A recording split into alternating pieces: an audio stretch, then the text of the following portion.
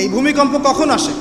আল্লাহ পাক বলছেন তার রাসূলের মাধ্যমে, যখন সমাজের মধ্যে পাপ বেড়ে যাবে, অশ্লীলতা বেড়ে যাবে, মানুষ মাদককে হালাল মনে করা শুরু করবে, জিনাকে হালাল মনে করা শুরু করবে, এবং এই যে বেপরদামি বেড়ে যাবে, তখন সমাজের মধ্যে ভূমিকম্প দেখা দিবে, ভূমিধস দেখা দিবে। গান বাজনা বাদ্যযন্ত্রকে মানুষ হালাল মনে করা শুরু করবে, তখন এগুলো আসবে। তো এগুলো কি আসার বাকি আছে এখন? কি মনে হচ্ছে? আল্লাহ পাক আমাদেরকে হেফাজত করুন, আমিন। বাঁচার উপায় কি? ওই যে বললাম, রব্বানা বলেন, আতিনা মিন লাদুনকা রাহমা ওয়া হাইয়্ লানা মিন আমরিনা রশাদা। এভাবেই ইতিহাস নিজেকে পুনরাবৃত্তি ঘটিয়েছে। কওমে লূত, মনে আছে? লূত আলাইহিস সালামের কওম, ইব্রাহিম আলাইহিস সালামের ভাতিজা ছিলেন লূত আলাইহিস সালাম।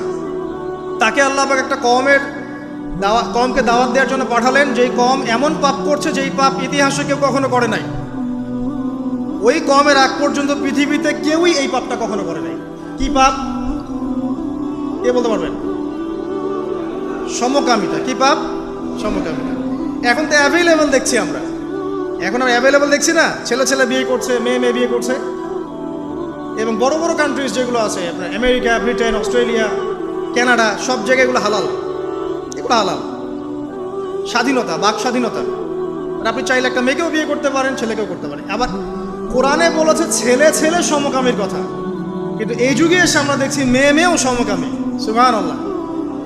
এবং এটা আমাদের দেশে ছড়িয়ে পড়ছে। এটা কিন্তু অ্যালার্মিং একটা বিষয়। আমরা সবাই বাইরে ভালো মানুষের মুখোশ ধরে আছে ঠিকই, কিন্তু ভিতরে ভিতরে সমাজ এগুলো চলছে। এগুলোকে যদি এখনই আমরা যদি এটাকে ডিফেন্ড করতে না পারি, তাহলে কিন্তু সমস্যা।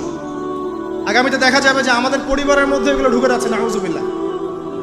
এখনকার জরিপ বলছে যে 20 থেকে 30 জন মানুষের মধ্যে একজন মনে করে যে সমকামিতা ভালো জিনিস বা এটা একটা স্বাধীনতা।